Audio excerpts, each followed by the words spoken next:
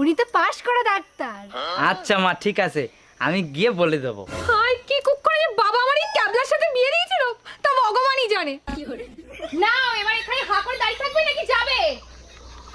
চলো। যা বাবা, সাবধানে যাস।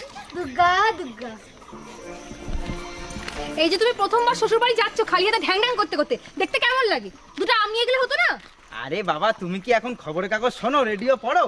তুমি জানো যে আম খেলে মানুষের সুগারে কি হারে মৃত্যু হচ্ছে? এখন আমি আম নিয়ে যাবো, আমার শ্বশুর মশাই তো হাই সুগার। এই আম খেয়ে যদি শ্বশুর মশাই সুগার বেড়ে যায়, আমার শাশুড়ি তো অকালে বিধবা হয়ে যাবে। হ্যাঁ, জামাই হিসেবে তো আমি সেটা হতে দিতে পারি না। কিপটে কোথাকার। চলো চলো চলো। ঠিক আছে আম নেই নিতে পারোনি, কলার দাম তো কম, দুটো কলা নিতে পারতে। আরে কলা নিলি ফাও পয়সা নষ্ট হয়ে যাবে না? কেন? কেন আবার আমি কলা কিনতে যাবো কেন? আমার শ্বশুর মশাই কলা আছে না। কি কি বলছো তুমি? আরে তুমিই তো বলিছো এই ঝড়ে নাকি শ্বশুর মশাই 2 বিঘা